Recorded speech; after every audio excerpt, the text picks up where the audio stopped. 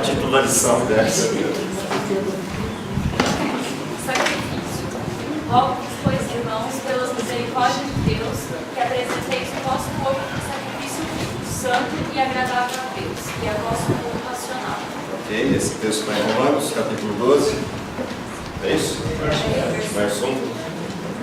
Vamos aos objetivos da lição, que a gente tinha que ter aprendido essa semana, qual o sentimento resultante desse aprendizado e qual a prática da nossa vida a partir do que a gente aprendeu essa semana. Conhecer a importância do sistema sacrificial do Antigo Testamento. Okay? Então, o primeiro objetivo, que é o aprendizado, é para que serve todo esse sistema construído. Obrigado. Para que serve todo esse sistema construído no Velho Testamento, que é essa estrutura toda de sacrifícios que aconteciam lá. Quais são os seus sentidos, quais são as suas aplicações. O sentimento resultante disso? Perceber, a partir dos sacrifícios do Antigo Testamento, a natureza terrível do pecado e o grande custo da nossa salvação. Ok. Então, o sentimento resultante de entender o sistema sacrificial está pautado em duas questões.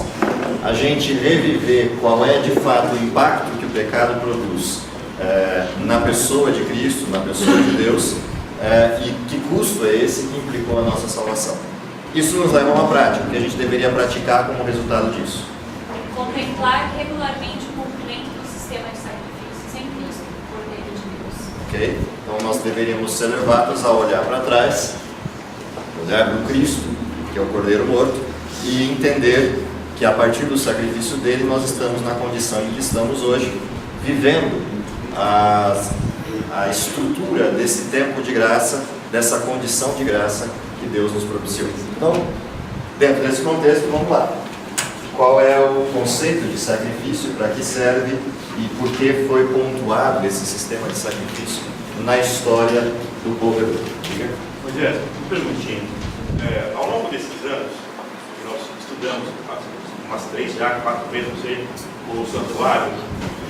Eu sempre aprendi que Jesus é o nosso advogado e nosso juiz, certo? Talvez seja por falha minha mesmo, eu nunca tinha percebido, ou é novo, não sei, na lição atual, está trazendo Cristo como o santuário. Sim. É novo essa doutrina? Dizer, né? Não é novo, mas está sendo enfocada agora ou foi enfocada antes passado e é falha minha? Se você tiver lido o livro Ritual do Santuário, você já vai encontrar isso lá. E ele é bem antigo. Mas a versão que eu tenho é bem antiga. Essa ideia de Cristo como sendo... Quando você olha a figura do santuário, na verdade, nele estão presentes todas as estruturas do plano da redenção. O centro de toda a estrutura do plano da redenção é o próprio Cristo. Portanto, é natural que você observe na figura inteira do santuário a pessoa de Jesus. De fato, ele é uma representação da pessoa de Jesus. O santuário tem múltiplas representações. Uma delas é isso. Olhando a figura, isso eu falei na lição da semana passada, na nossa lição. Uma das figuras do santuário é a própria pessoa de Cristo. Ele é uma revelação completa do plano da redenção, na sua própria estrutura, na sua própria pessoa. Lembra que Cristo ele tem uma representação assim, bastante ampla no Velho Testamento. Se você for olhar os títulos de Jesus no Velho Testamento, eles são mais de 50 títulos diferentes. Então, quando você olha essas estruturas, esses títulos todos, Pai da Eternidade, Príncipe da Paz, Rosa de Saron, todas essas apresentações que Jesus tem, estão figuradas dentro dessa estrutura do serviço do santuário. Então, cada parte do santuário implica uma parte daquilo que Jesus diz. Isso é uma representação dele também. O que é sacrificar? O que é sacrifício? Vou lá na introdução da lição, na primeira parte da lição, essa lição de introdução do sábado ali, tem a parte etimológica de sacrifício. O que é sacrifício? Olha aí, pode colar, eu deixo comigo. O que é sacrificar? Trazer algo à presença de Deus.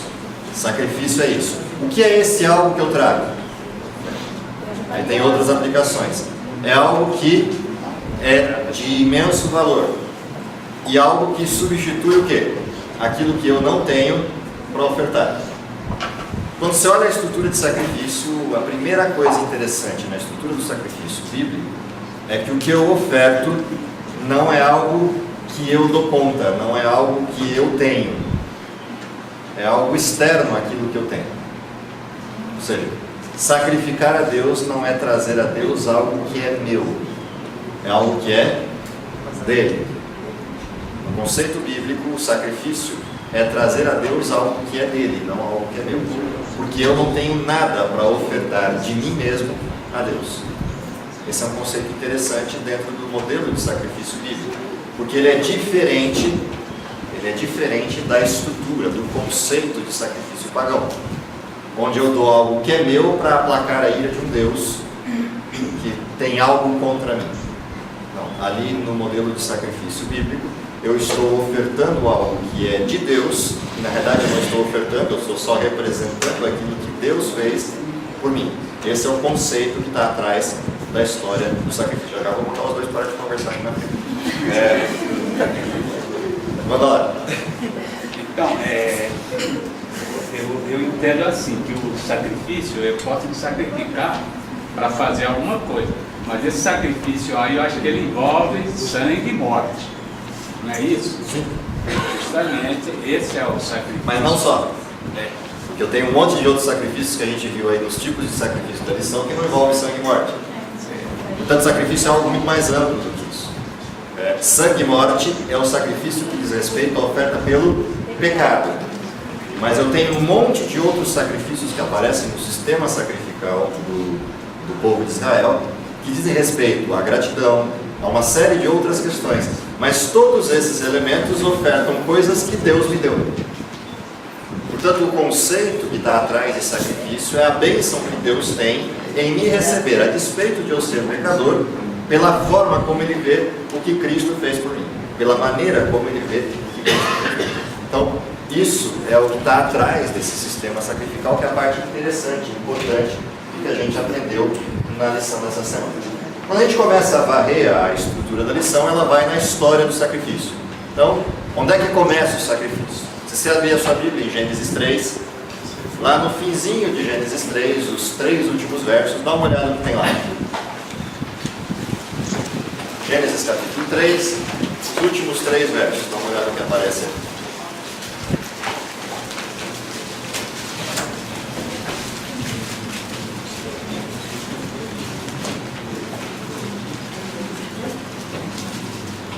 Olha.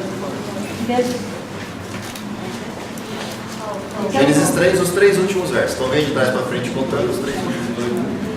Então disse o Senhor Deus: eis que o homem se tornou como um de nós, conhecedor do bem e do mal. Assim que não estenda a mão, e tome também da árvore da vida, e coma e viva eternamente. O Senhor Deus, por isso, lançou fora do jardim do Éden, a fim de lavrar a terra de que fora tomado.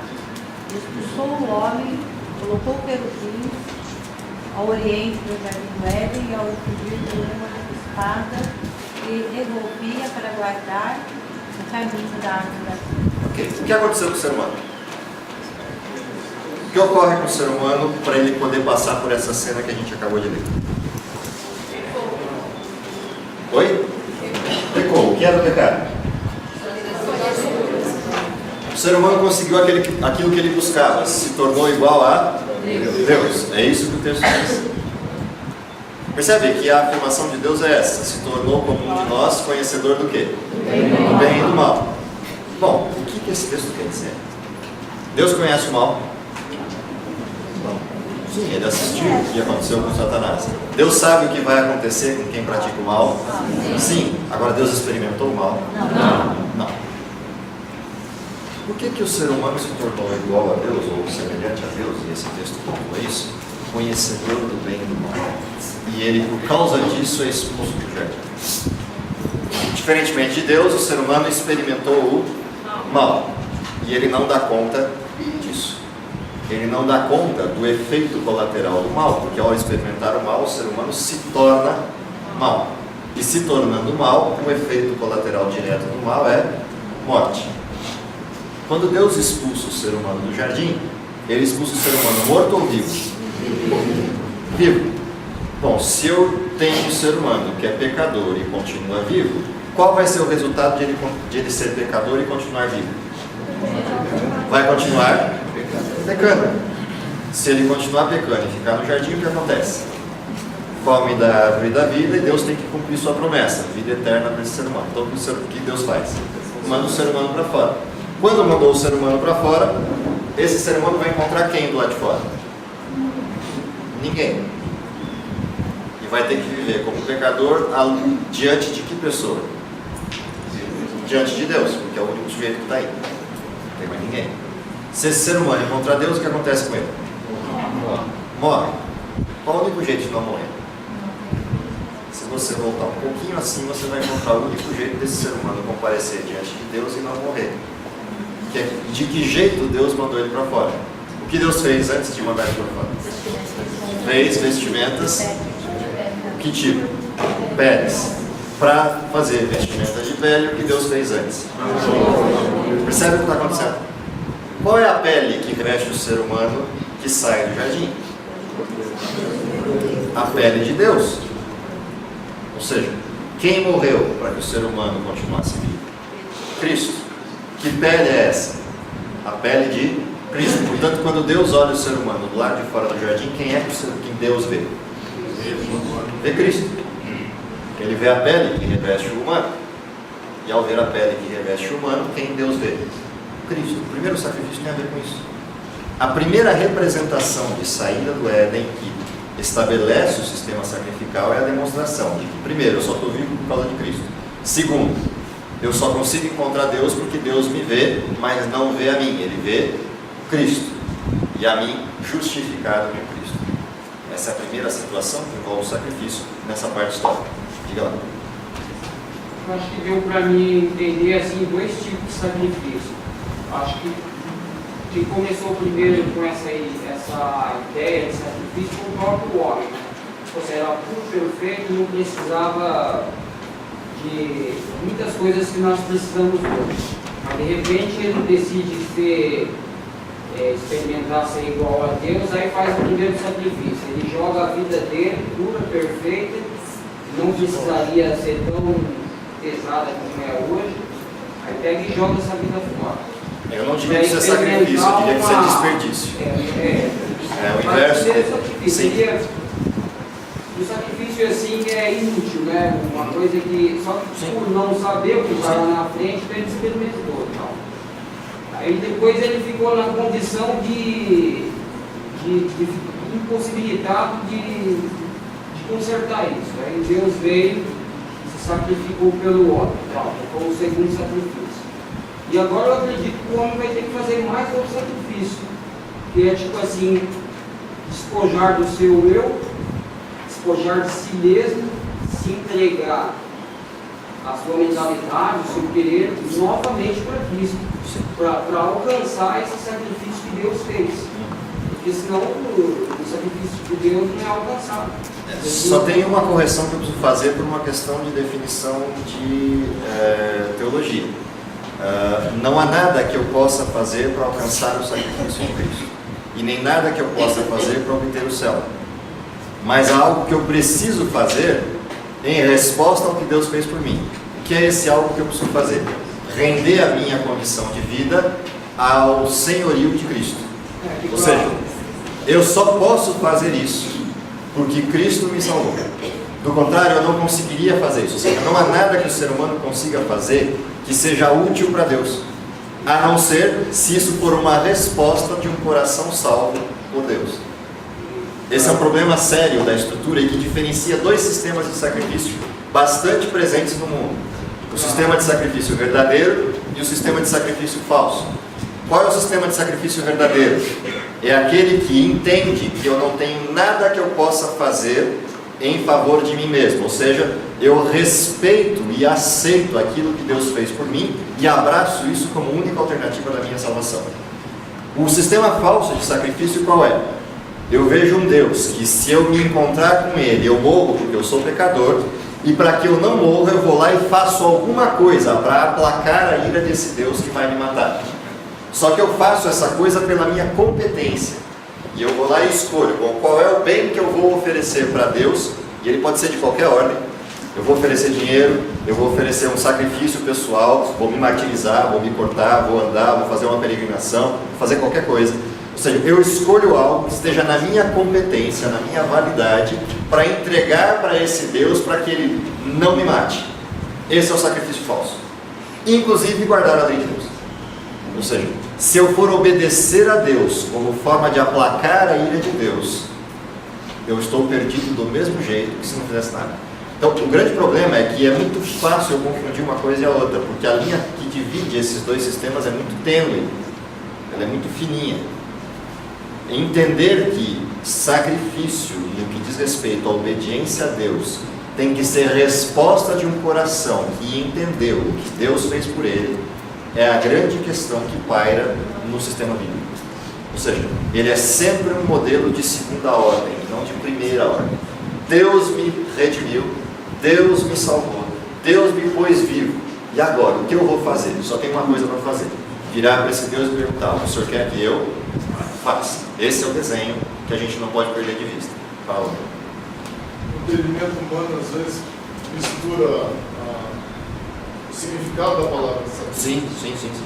Porque quando originalmente era hoje se confunde com esforço próprio, esforço humano. Modalidade de eu ganhar algum benefício de Deus. E não tem nada a ver uma coisa com a outra. Uma coisa é sacrifício expiatório, salvação. Outra é sacrifício e esforço próprio. Então, a morfologia da palavra não tem uma coisa a ver com a outra. Lembrando disso, aí volta ao verso 9, o verso de base da lição, que é o Romanos 12, a introdução da lição. O que está ali? Vós, meus irmãos, o quê? Que apresenteis o quê? O nosso corpo em sacrifício. De que ordem? Em primeiro lugar, vivo. Ou seja, não é martírio do corpo, é apresentar um sacrifício vivo. Que mais? Santo. E que mais? Agradável. Tem que ser aceitável. A quem? A Deus. Que é o quê? Então, agora tem um desenho do que é esse sacrifício, que é vosso culto racional. Por que isso acaba se tornando, de certa maneira, um sacrifício? O ser humano quer procurar Deus por livre e espontânea vontade? Não, Deus teve que fazer isso primeiro. Quando fez, Ele abre uma porta de espaço para eu sentir falta de Deus. Mas quem vai decidir se vai suprir essa falta ou não sou eu. Só que a correria da vida, as coisas do dia a dia, nos envolvem a tal ponto que eu esqueço de Deus. Portanto, qual é a questão que está em sacrifício aí? É eu priorizar Deus. Colocar Deus em primeiro plano, em primeiro lugar. E isso vai contra a natureza de pecado que ainda reside em mim. E, portanto, isso se torna, de certa maneira, também com um problema de comprometimento etimológico da palavra, de certa maneira isso também é um esforço. Mas é um esforço na direção certa. Não é um esforço para agradar Deus. É um esforço porque eu quero Deus. Eu escolhi Deus. E porque eu quero e escolhi Deus, eu sei que a minha natureza me volta para uma outra prática. E o que eu faço? Eu me esforço para priorizar Deus. Não para conquistar algo, mas porque Ele já me conquistou. E eu o amo. E não quero ficar longe dele. Mas eu sei que toda vez que eu faço isso, de certa maneira, isso vai contra a minha própria natureza. E sempre será assim no mundo de pecado, porque o pecado reside em nós. Porém, o pecado vai perdendo a força sobre nós. Conforme eu me aplico na direção de priorizar Deus, o espaço para o pecado vai diminuindo na minha vida, a tal ponto de que ele fica sob o domínio daquilo que o processo da santificação produziu. Então, se for nesse sentido o entendimento de sacrifício que está em Romanos 12, nós estamos dentro do ponto de vista correto. Do contrário, a gente está fazendo esforço humano para conquistar coisas divinas, o que é simplesmente impossível. Dentro desse ponto de vista que o irmão falou, então dá para se usar a palavra sacrifício, sim. Se eu entender assim. Eu estou me sacrificando para servir a Deus. Sim. Exemplo. Eu entendo como, para mim, uma motivação. Tipo assim, eu pensar que eu estou me sacrificando para servir a Deus. Se Porque, isso está assim, motivado por amor, sim. Tipo assim, se eu poderia estar em outro lugar que o meu corpo, no caso, Sim. a minha mente talvez se sentiria até melhor do que aqui. Mas hoje eu estou aqui porque a escolha, o sacrifício que eu fiz no começo, que eu via como sacrifício, Hoje eu já não vejo. Hoje é um prazer. sacrifício. Sim. Hoje eu vejo como uma escolha agradável, Sim. aceitável. É a transformação. Quer dizer, no começo ela inicia com um sacrifício, Uhum. mas no final ela termina como Sim. uma situação prazerosa, agradável. Se não for motivado pelo amor, ela não se tornará prazerosa nunca. Então, se ela se torna prazerosa, é porque ela foi motivada pelo amor. O amor de Cristo para comigo. O amor de Cristo em se entregar por mim. Essa é a visão correta de sacrifício. Por isso é racional. Sim, por isso é racional. É culto racional. É uma escolha racional contra o sentimento. Porque o meu sentimento me leva para o pecado. Mas a minha razão me diz, eu tenho que lutar contra isso no poder de Deus. Priorizar Deus para que o pecado seja vencido por esse processo de ligação com Deus. Aquilo que eu quero, isso não faço. Sim, é a discussão de Paulo em Romanos 7, se não me engano. Pastor, É exatamente esse o desenho. na última lição, sua, alguém fez uma pergunta e eu ia fazer, mas o tempo não deu, né? Não está muito dentro da lição agora, na outra estava, né? Alguém perguntou sobre o livrinho Sim. que João viu e por não poder ler, chorou, né? Não é um livrinho, é um livro de 700. Isso, o livro de 700. Então, na Bíblia fala que João não podia nem olhar para o livro. Eu queria saber o livro se era Jesus ou não, porque fala que o livro estava escrito por dentro e por fora. Tá? Quando E você se ele olha- não podia olhar, era algo extraordinário. Quando você olha o contexto de Apocalipse, o livro de 7 selos, o livro, sei lá, dos 7 selos, é o desenrolar do quê? Da história do conflito entre o bem e o mal. Quem está pautado nessa história? Todos estão pautados nessa história. Portanto, é a história de quem? De todos nós, inclusive de quem? De João, que olha o livro. Por que João chora? Porque não há esperança se aquele livro não puder ser aberto. E não há esperança se os que estão naquele livro não puderem ser vindicados. E vindicados pelo quê? Pelo sangue do Cordeiro. Por isso a figura que aparece ali é Cordeiro tal qual sido morto. Percebe que há um contraste ali. Ontem me perguntaram isso, não nada a ver. Há um contraste ali no texto entre a figura do Cordeiro tal qual sido morto e a transformação dele em leão da tribo de Judá. Ou seja, o mesmo que é Cordeiro tal qual sido morto, em sido aceito o seu sacrifício diante de Deus, se torna agora o leão da tribo de Judá, aquele que vindicará o seu povo. Portanto, a partir do momento que ele foi achado digno de abrir o livro, há festa no céu. E por que a festa no céu? Porque a história terá um fim agradável, a vitória do bem sobre o mal. Então há um desenho, né? Então toda essa figura que a gente está vendo de santuário, de sacrifício, ela tem também a ver com tudo isso. É o desenrolar de cenas do conflito até a resolução plena dele na pessoa de Cristo como Rei dos Reis e Senhor dos Senhores, ou o varão que há de reger as nações com cetro de ferro, na figura de Daniel, que aí sim é o livrinho. Por isso que eu pontuei para não confundir o livrinho com o livro de 7 selos. O livrinho que aparece um pouco depois é o livro de Daniel. Okay? Apocalipse 5. Isso, Apocalipse 5 é o livro de 7 selos. Então, pontuando isso, entendido o significado lá do primeiro sacrifício, de Deus se colocando em interposição entre Adão e Eva e o pecado, e colocando uma nova possibilidade, que é o retorno, o que começa agora? Um ministério. Os anjos começam a vir ao casal para ensinar para eles o quê? A nova fase, que não é uma fase sem esperança, e vão ter que explicar para eles o significado desse sacrifício. E aí começa uma nova fase da vida humana, que é a esperança na vinda de Jesus. A partir do momento que você é expulso do jardim, você passa a ser pautado por uma esperança. Jesus vai voltar. E dali para frente a mensagem é essa, até a vinda do Messias.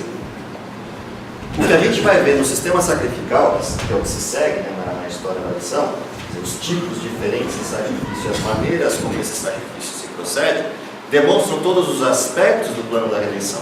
A manutenção de Deus em cuidar do seu povo, em ofertar ao seu povo o pão de cada dia. A proteção de Deus em abrigar o seu povo das dificuldades que o mundo impõe.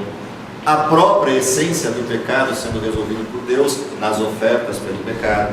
Ou seja, cada um dos detalhes de oferta, das diversas ofertas, dos diversos tipos de ofertas que aconteciam dentro da figura do santuário ou dentro da história do povo de Israel, mostram toda essa preocupação de Deus em manter o seu povo dentro de condições mínimas necessárias para que ele viva uma vida de esperança, para que ele não desista de Deus. Então há um sistema construído quase que educacional na história do sacrifício, ou educacional mesmo na história do sacrifício, que é manter o povo focado na história do grande conflito, em todos os aspectos que envolvem a história do conflito. Cada detalhezinho do sacrifício deve ser olhado por esse prisma.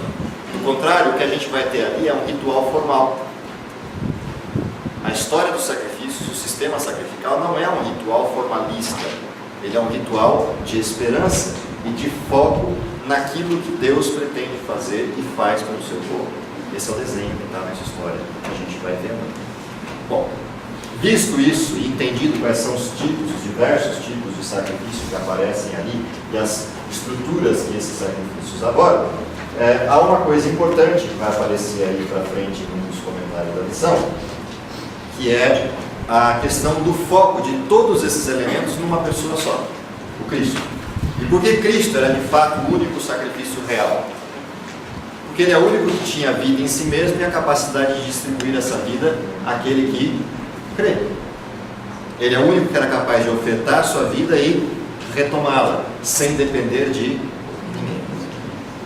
E nisso há uma coisa interessante que volta a esse texto inicial do eles se tornaram como nós, conhecendo o bem e o mal. Só que nós daremos conta de resolver o problema e eles não. Portanto, Cristo deve ofertar a sua vida e não qualquer outro. Nenhuma criatura poderia fazer isso, somente Cristo. E aí vem a essência da lição da semana, que é o sacrifício do Monte Moriá, que é a representação na história de Abraão do que Deus fez por ele. Por que Deus fez isso? Porque deu uma ordem insana a um sujeito de 120 anos, dizendo para ele: pega o teu filho, o filho da promessa, vai para o Monte Moriá, logo depois de ter dado a promessa para ele de que ele seria pai de uma grande nação. Na noite anterior, você vê as estrelas, conta as estrelas, e Deus diz: você vai ter a sua descendência como as estrelas do céu. E aí vem uma ordem insana: pega o teu filho, o único filho, aquele que eu te prometi, 120 anos de idade, e leva ele para ser sacrificado no Monte Moriá. Qual é a grande lição atrás disso? Deus está preparando o pai de uma grande nação, que deveria ser pautada pelo quê?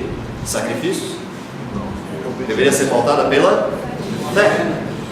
O único jeito de ter a âncora da fé é criar um modelo, uma exemplificação aqui e humana para a fé. Porque senão é uma fé etérea. A palavra fé por si só é etérea, mas quando eu olho a figura de Abraão, eu entendo a fé materializada na vida de um ser humano.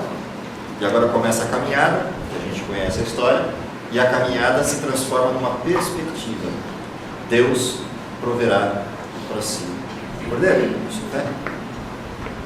É curioso, porque quando você pensa em 120 anos de idade, um garoto de 16, 17 anos, e você vê esse garoto se ofertar em sacrifício, você entende a dimensão inteira do que é Abraão ter criado Isaac nesse paradigma. Porque Isaac podia ter fugido? Não fugiu. Se deitou gentilmente sobre o altar, se permitiu amarrar e se permitiu o sacrifício. Quando essa cena se encerra nos dois, lembra? Deus e Cristo. Abraão, Deus, e Isaac, Cristo. Quando essa cena se completa nos dois, Deus interrompe a cena e fala: não precisa, porque eu já fiz. Aí entendem tudo que deveria pautar essa nação que surgiria a partir desse fenômeno. Abraão é usado como um antítese. Sim? Abraão é aqui representado como Deus. Sim. Isaac e seu Cristo. filho único, filho da promessa, assim como Jesus também era da promessa. Sim. Então, esse exemplo devia marcar o povo de Deus especial. Porque Abraão foi o pai da fé. Dali se originou todo o processo sacrificial lá na frente, com todo Israel. Sim. Porém, Deus quer restituir o sacrifício verdadeiro. Quando ele sai de uma nação pagã, de Ur, né, o sacrifício já havia se perdido ao longo da história. Ele não demorou muito para se perder, logo em Caim já se perdeu. Né? E ao longo do tempo foi se perdendo cada vez mais, não existia mais o porquê, para quê, do que sacrifício. Então esse sacrifício dissipou ao longo da história. Deus então usa Abraão, né? Jesus usa Abraão como uma ilustração do processo sacrificial de salvação. Dar um único filho era um exemplo de que Deus estava provendo um cordeiro verdadeiro. Portanto, qual é o cordeiro real? O cordeiro real é Cristo. E essa é a grande lição que fica pautada no povo. É o que distingue o povo de Israel das nações pagãs que cercavam Israel. Vida por vida não era vida humana por vida humana. Vida por vida é vida de Deus por vida humana. Diferente do conceito de divindades pagãs, de ira e de maldição, o conceito de Israel sobre Deus é: Deus me ama ao ponto de morrer por mim. Isso inverte toda a lógica do paganismo. Essa inversão de lógica do paganismo leva a uma resposta que está na lição de quarta-feira. Qual é a resposta do ser humano a um Deus que ama a esse ponto? Essa resposta está pautada nos textos que a lição trouxe à baila, que é o de Samuel e de Miqueias, que dizem o quê? Porém, Samuel disse: tem porventura, Senhor, tanto prazer em holocaustos e sacrifícios, quanto em que se obedeça a sua palavra. Eis que o obedecer é melhor do que sacrificar, e o atender melhor do que a gordura de carneiros. Qual é a resposta ao perceber que Deus me ama? Rendição, obediência completa. O texto de Miqueias repete a mesma história, a mesma apresentação, ou seja, o que a gente não pode perder de vista. Um pouquinho abaixo tem um comentário interessante ali, diz assim: se perdermos de vista o fato de que os sacrifícios expressam um relacionamento espiritual entre Deus e as pessoas, e que todos eles apontam para um sacrifício muito maior, Jesus Cristo, podemos facilmente confundir o ritual do santuário, ou o ritual de sacrifícios, como um aparelho automático para fazer expiação. Bom, essa mesma situação está presente hoje nos diversos sistemas eclesiais, nos diversos sistemas de uma igreja. Se algum dos sistemas da igreja se tornar um automatismo para a obtenção de salvação, ele perdeu o seu sentido. Tudo o que acontece numa igreja deveria apontar para onde? Cristo, e esse crucificado. Toda vez que eu desfoco disso, eu torno as coisas rituais. E rituais formais, automáticos. Faz aqui, recebe lá. Dá aqui, troca lá. Isso acontece com todos os sistemas de sacrifício da igreja. Quando você entrega os seus dízimos como devolução a Deus, ou dá as suas ofertas como reconhecimento das bênçãos que Deus deu para você, se você inverter essa lógica, você dá para receber. É um automatismo. Se for automatismo, não tem nexo. Deus não precisa de nada. É o que estava acontecendo próximos dos dias do sacrifício verdadeiro. Né? O sacrifício era apenas automático.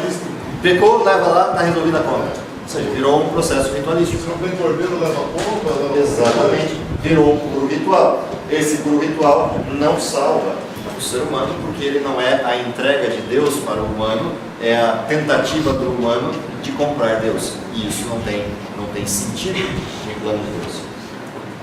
A última questão, que é o que está na lição de quinta-feira, e essa para mim fecha com chave de ouro, ela pontua qual é a resultante disso na prática humana em relação à transformação no período que vivemos hoje. E aí, dessa lição de quinta-feira, até por conta do nosso tempo, eu vou resgatar apenas alguns trechinhos de leitura aqui, pontuais, que eu acho que são importantíssimos para ela. Primeiro, sacrifício vivo significa que a pessoa inteira, toda, é consagrada a Deus. Por isso, sacrifício vivo. Portanto, inclui a dedicação do corpo e a transformação do seu interior. Não adianta eu dizer: fui salvo por Cristo e estou martirizando o meu corpo por hábitos inadequados. Ou o inverso: tenho todos os hábitos adequados de vida, mas retenho o pecado dentro de mim. Sacrifício vivo é sacrifício por inteiro. Segundo aspecto, verdadeira compreensão da graça de Deus leva a uma vida consagrada a Ele e ao serviço de amor pelos outros. Portanto, como é que se manifesta a consagração a Deus? Amor ao próximo. Terceiro texto importante: cada aspecto da vida deve expressar genuíno compromisso do amor cristão com Deus. E aí vem um texto importantíssimo lá de baixo dos comentários da lição dessa semana. Diz assim: estamos agora na oficina de Deus. Muitos de nós somos pedras rústicas de pedreira, porém, ao nos apoderarmos da verdade de Deus, sua influência nos afeta, eleva-nos e tira de nós toda a imperfeição do pecado, seja de que natureza ele for. Assim, estamos preparados para ver o Rei em sua beleza e unir-nos, afinal, com os puros anjos celestes no reino de Deus em sua glória. É aqui que essa obra tem de ser efetuada por nós. Aqui que nosso corpo e espírito devem ser habilitados para a imortalidade. Isso é muito importante. Ou seja, não há transformação que espere depois. A transformação que Deus vai produzir depois é a transformação da retirada da presença do pecado que está em nós. Mas a vitória sobre esse pecado não vai acontecer lá. A vitória sobre esse pecado acontece na oficina, no processo da santificação. Ou seja, o burilar do caráter, o aparar as arestas, ele acontece aqui e não depois. Não vai produzir Deus milagres no sentido de resolver o que o nosso caráter teria que ter resolvido na convivência com Deus já. É essa convivência com Deus aqui e essa santificação aqui que propiciará a glorificação lá. Portanto, isso é uma coisa que deve estar pautando a vida do cristão mais do que nunca hoje, conhecendo o tempo em que vivemos, conhecendo a essência das coisas que temos como mensagem e ampliando o leque de práticas dessa mesma mensagem, corrigindo aquilo que foi o efeito do pecado em nós, em todas as dimensões disso. Isso é uma coisa importante, para mim isso fecha a lição com chave de ouro. O que é o sacrifício final? O sacrifício final é a entrega e rendição completa do ser total a Deus, submissão absoluta, para que o pecado seja vencido no poder de Deus em nós, nesse período em que vivemos. Isso é o que dará a condição de estar de pé diante de Deus na sua vida. Essa é a condição. Não tem outra condição. E não tem outra situação. Fala lá e aí eu encerro, para a gente poder assistir o batismo. Nós vamos só comentar. Jeremias fala que o povo, quando Deus falou para Jeremias, falava para o povo, quando eles saíram do Egito, Deus não tinha dado nada. Não era a intenção de Deus. A intenção de Deus falasse pessoalmente o povo, justamente para corrigir todos os problemas do pecado. Mas o povo não quis isso. Exatamente. Deus falava, eu por acaso dei alguma lei de sacrifício para vocês? Não, a minha intenção não era essa. Só que o pecado na gente foi tão grande que nós nos separamos de Deus. A gente queria alguma coisa que a gente ia faltar, visualizar, sentir, pegar, ver, ler. E isso não estava no plano de Deus. É bonito, a lição do santuário é bonito. Sim. O sacrifício, o santuário é bonito, mas não é a intenção. O plano de Deus não era. O plano de Deus é que Deus falasse com as pessoas e elas ouvissem de Deus as orientações, ouvindo a voz de Deus e praticando. Eu vou mais longe. Se as pessoas vivessem à luz de um Deus como esse, obedecendo a esse Deus, quantos sacrifícios teria dentro do santuário? 2. Um pela manhã e um pela tarde. Todos os dias, por aquilo que é inconsciente a nós, que é o pecado presente em nós, mas não a agência constante por intenção humana. Ou seja, se Israel vivesse à luz de um Deus perfeito, de forma perfeita, aqueles 2 sacrifícios do dia bastariam por toda a história do povo de Israel. Porém, como Israel pecava o tempo inteiro e se afastava de Deus o tempo inteiro, o que acontecia? Era uma matança o dia todo. Percebe? Há uma coisa acontecendo aqui que mostra exatamente o que você ilustrou. Israel se afasta de Deus. A ideia de Deus não era sacrifício, era obediência. Mas porque a obediência não resolve tudo, eu precisava do quê? Da esperança de que a presença do pecado seria corrigida pelo sacrifício de Cristo e pela glorificação.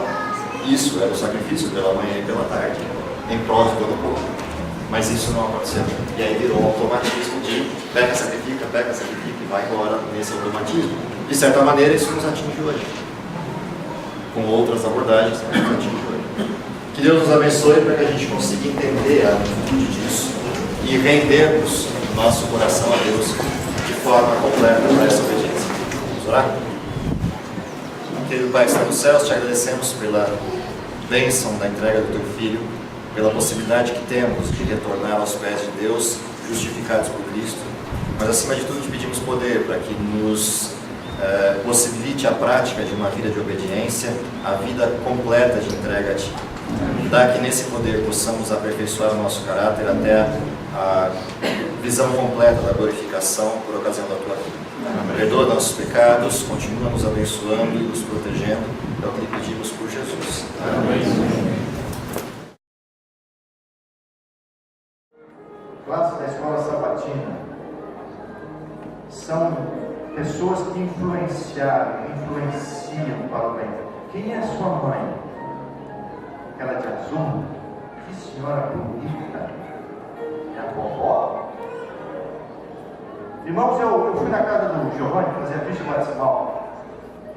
Eu falei, Giovanni, eu vou te dar uma gravata de presente. Ele falou, eu já tenho 13 gravatas. Então eu vou te dar um terno. Eu já tenho 4 ternos. Então eu vou te dar um sapato. Assim, esse aqui é novo. Eu falei, Giovanni, o que eu vou te dar? Então nós combinamos de almoçar juntos semana. Ele já deu o cardápio. Vamos almoçar juntos. Aquele cardápio brasileiro. Arroz e cacau, canola, aquele negócio. Aquele cardápio. O shopping, todo vegetariano, natural. E aí eu vou dar um presente para ele. E eu entendi que a vovó que ia encher de presente, é a vovó. Tô sabendo, que coisa linda. Aí, irmãos, por que eu estou contando isso? Porque eu falei, então você escreve um bilhete para mim dizendo o que você quer que eu vou te dar de presente como pastor. Aí ele escreveu assim, pastor, muito obrigado, tal. Eu não preciso de nada, o senhor escolhe. Porque o meu presente é esse. Agora eu já tenho um pastor. Que gracinha. Nosso menino transformado, extremamente bem educado. A família, parabéns. Quem é esse pedido? É a senhora. Tem o Sebastião. Sebastião? Eu casei o senhor com ela. Me perdoe. Acabo de divorciar o senhor. Eu acabo de casei o senhor com a sua irmã. O senhor está divorciado. Nossa, o senhor casa com a sua, casa com a Denise, né? Muito obrigado pela presença de vocês. Muito obrigado. Quem é Christian? Está estudando a Bíblia. Parabéns. A sua esposa. O pastor tem que dar mais algumas. Rosângela, você conhece ela? Irmã, ao ir na sua casa, que a gente vê ali uma pessoa transformada pelo Espírito Santo. Um filho, eu não preciso falar do seu filho para você, muito bem educado, um menino convertido, transformado pela graça de Jesus. Esse é o sermão, esse é o milagre do novo nascimento. A classe da escola sabatina, né, Nelson? Você que luta tanto pela escola sabatina, parabéns, viu, Nelson? Mais um fruto, pastor Moisés, muito obrigado. Luiz Menegor, a sua influência, amiga, família, pastor Lucas, que Deus incluídos. Professora da escola onde o Menegor é diretor, né? Então nós vamos batizar aqui o Giovanni. Querido Deus e Pai, obrigado, Senhor, porque Jesus mandou trazer as crianças ao Senhor. E nesta manhã nós trazemos ao Giovanni, porque ele é teu. Ele foi trazido pelo teu Espírito Santo. E como ministro do Evangelho, obedecendo a ordem de Jesus, eu batizo o Giovanni, para que o seu nome seja escrito no livro da vida. Em nome do Pai, do Filho e do Espírito Santo. Amém.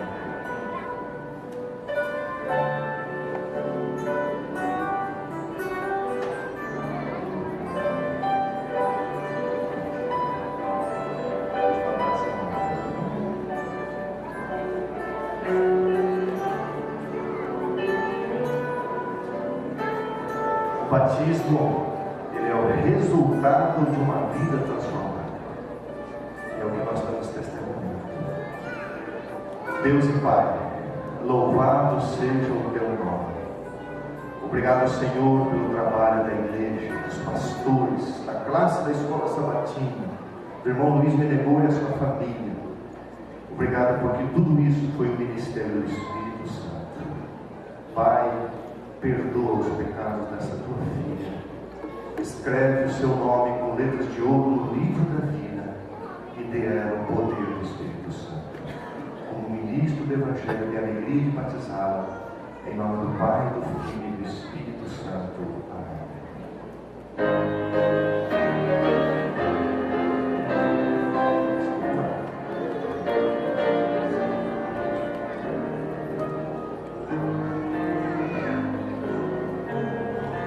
Que Deus abençoe essa família linda.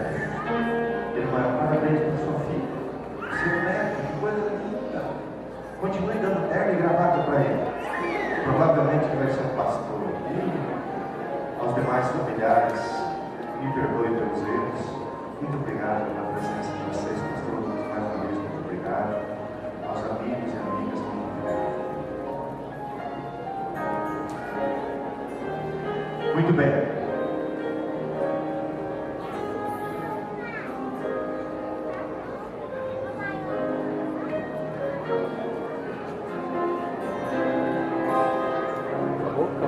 Não, ainda tem mais coisa. Tem 2 pessoas. Irmãos, vindo diretamente da Lombardia, da cidade de Fiorani al Servo, esse camarada aqui, ó, Jean Bonazzi, entendemos? 38 anos, casado com uma irmã fiel, adventista do 7º dia. Há cerca de um ano, depois do professor Moisés, pastor Moisés, ministrar alguns estudos bíblicos, fruto da classe batismal, da classe de resposta latina, o Espírito Santo falou para o Jean: chega, está na hora. Só devolver o seu dízimo, passado, direitinho. Um dia, aqui na igreja, combinamos uma visita, comemos um molho de tomate maravilhoso. E essa filha de Deus, nossa chefe das jacobinas, uma fiel cristã, esperou e orou 38 anos. Quando eu vi o Jean na igreja, quando eu me tornei pastor há 2 anos aqui, eu pensei que ele era um diabo, ancião da igreja. Há 25 anos. Pelo menos que eu conheço. Ele não frequenta. Vocês vão ver depois. Por quê? Eu descobri que ele não era adventista. Não era batizado. Não é batizado, não é adventista. Adventista é batizado. Ele era adventista. E Deus transformou a vida do Jean. E Deus trouxe ele da Itália. Eu conheci essa moça na mesma rua que morava em São Paulo. E ela, que não era boa em nada, virou italiana, né? Eu quero chamar aqui as filhas: a Débora e o seu esposo Thales, a Daniela e o seu esposo Steven, e a Bruna e o seu esposo Tiago, conhecido mais como o Preto. Não, é namorado que vai casar, então já é marido. Cadê o Preto? O Preto, se você não está tirando foto, registra aí, Preto. Eu falei que você é esposo da Bruna. Pode registrar aí. Você mostra o pastor Braguinha lá. Olha aqui, eu quero chamar aqui a mãe Odete, toda a família da igreja. A mamãe Odete, eu quero chamar os amigos de Campo Grande, cidade de São Paulo. A Cleide Souza, com seu esposo Moisés, a Sueli, o Samuel. Cadê o pessoal de Campo Grande? Onde está? Os amigos que exerceram uma influência espiritual na vida do Jean. Agora eu quero chamar o resto da igreja, porque a maioria é tudo amigo. Então aqueles que são amigos da Lúcia, do Jean, que tem um carinho, pode vir à frente. Eu sei que a igreja vai ficar vazia, mas pode vir à frente, né? Esse milagre, essa bênção de Deus aguardada por tanto tempo. Olha só, que bênção de Deus. Irmão Gessé, irmão que olhou aqui, viu? Olha aí. Criança, eles fazem uma igreja. Nossa. Olha, cadê a Cleide Souza? Quem é Olha, Cleide Gastão, Souza? que legal. Olha, Moisés, quem é Moisés? Irmão Moisés. Samuel, quem é Samuel? Irmão Samuel. Então, com as famílias, tudo irmãos, 4 irmãos, né? Quem é O que você quer? Piada? Os netinhos. Ah, os netinhos. Vem cá, pastor, não pode espantar. Vem cá. O Henrique Caio Marquinhos. Ah, olha aqui os netos. Olha só. Olha aí. Vai se amar, não sei aonde. Irmãos, o pastor Geraldo Marski, antes de morrer, queria batizar o irmão Jeff. E o pastor Geraldo Marski deu uma orientação para ele passou para mim. Como ele demorou muito para batizar, o pastor Geraldo pediu para ele ficar 5 minutos embaixo d'água. Falava 3 pecados. Então, se demorar um pouquinho, irmãos, é porque está lavando, entendeu? Está saindo tudo. Débora, alguém precisa dar um testemunho nesse momento? É a Bruna? Eu só queria dar a introdução, porque assim, a igreja quer ver vocês, tem que subir aqui. As filhas. Cadê o marido? O preto, não veio? Tá. Não, teu marido, futuro. Preto. Ah, tá filmando. Tá lá. Fala, querida. Deus me deu um dom pra gente cantar das 3 filhas, né? Então, as palavras, a Débora vai dar uma para meu pai. Quem me conhece sabe que numa situação normal eu falaria, mas hoje eu não vou arriscar. Então eu vou ler o que eu vou falar. Bom, para quem não sabe, o nosso pai é brasileiro, como o pastor falou, ele nasceu na Itália, ele nem sabia que existia uma variedade de igrejas como ele descobriu aqui no Brasil. Mas eu morei um tempinho na Itália recentemente e tive a oportunidade de assistir um batismo adventista lá. E o hábito deles lá não é de cantar no batismo, e sim os amigos e familiares falarem alguma coisa especial para a pessoa que se batiza. E a gente resolveu fazer a mesma coisa, além de não ter muito dom da música. Diferente da maioria dos italianos que vieram para o Brasil, o nosso pai, caçula de 4 irmãos, que nasceu no fim da Segunda Guerra, veio para cá sozinho com 20 e poucos anos. Meus avós já haviam morrido, seus irmãos se casaram e já tocavam sua vida. Quando um dos meus tios viu um anúncio no jornal da cidade dizendo que o governo brasileiro estava recrutando mão de obra qualificada, emprego e residência garantidos. Formado em engenharia e atrás de uma aventura, ele topou. Quando chegou aqui, depois de alguns dias de navio, colocaram ele e seus amigos para morar em uma casa em São Paulo, exatamente na frente da casa onde a nossa futura mãe, a minha bisa, a minha avó, que está aqui, os meus tios que estão aqui, moravam. Alguns deles já eram adventistas desde aquela época, e foi aí que meu pai teve o primeiro contato com a nossa crença. Depois do casamento, ele na prática sempre foi um adventista não batizado, sempre apoiou a minha mãe. Eu e minhas irmãs não temos uma única memória de um sábado sequer que meu pai tenha ficado em casa enquanto nós estávamos na igreja. E consigo me lembrar de pouquíssimos que dá para contar nos dedos de uma mão dos sábados que ele tenha ido resolver alguma coisa de trabalho. Mas cada um tem seu tempo e ele precisou de 38 anos para chegar no dia de hoje. E eu e minhas irmãs gostaríamos de agradecer a cada um de vocês que estão aqui. Porque a gente sabe que todos foram fundamentais em algum momento da vida do meu pai, dando exemplo de fé para ele. Mas em especial, a gente gostaria de agradecer a algumas pessoas. Primeiro, a nossa avó Odete, que está aqui, e a toda a família da minha mãe, todos os meus tios que também estão aqui. Vocês abraçaram o meu pai desde o primeiro dia que ele chegou nesse país. E o exemplo de fé de vocês, em momentos difíceis que passaram, foi um exemplo para ele. Depois eu queria agradecer a nossa mãe, grande responsável por este momento, que nunca pressionou meu pai para que ele se batizasse e esperou. Seu exemplo e paciência e a forma como sempre abriu sua casa para receber pessoas da igreja, com certeza fizeram nosso pai conhecer pessoas boas e relacionadas à igreja. Pai, agora nossa família está pronta para viver em um outro lugar, em um outro viver. Desejamos que Deus te conceda ainda muitos anos de nova vida nesta terra, para você curtir com seus netos, genros, filhas, esposa e amigos. Te amamos muito. Peço o microfone. Obrigado. Lindas as palavras. Pastor Moisés, em nome da igreja, muito obrigado. Imagine quantos pastores que passaram por aqui, que quiseram batizá-lo, que desejaram ter esse privilégio que eu tenho. Lúcia, não consigo entender isso sem o seu testemunho. seleção. Eu creio que a senhora cumpriu aquele texto bíblico que o esposo não cristão é santificado com livros. E creio que Deus ajudou a senhora. Limpe suas filhas, seus genros, seus netos, seus amigos. Essa reunião vai acontecer outra vez. E nunca mais se separa.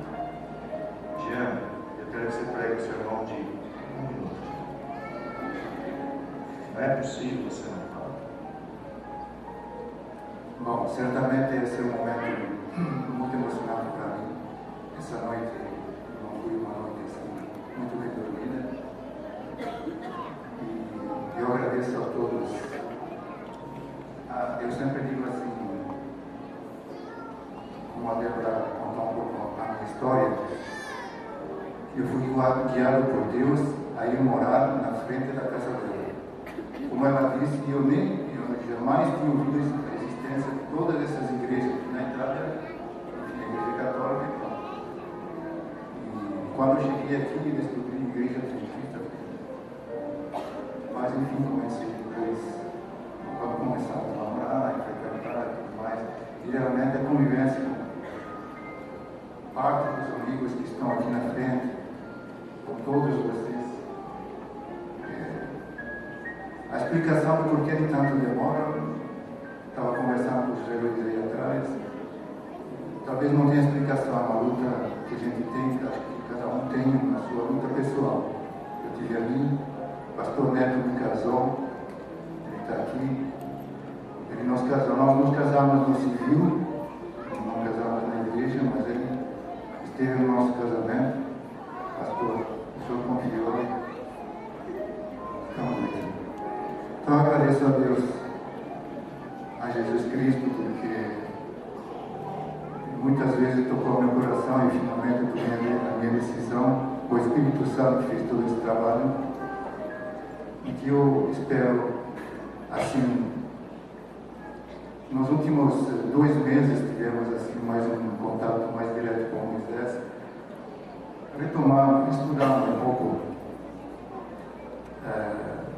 todos os acontecimentos. E assim, o que me marcou muito nos últimos foi os avenimentos finais que vamos ter, a volta de Jesus. Estamos todos reunidos junto com Jesus. Louvado seja o nome do Senhor. Quase todos os últimos encontros, o Jean se emocionava, chorava. Deus continua na sua graça e na pessoa. Louvado seja o nome do Senhor. Um pedaço pegou.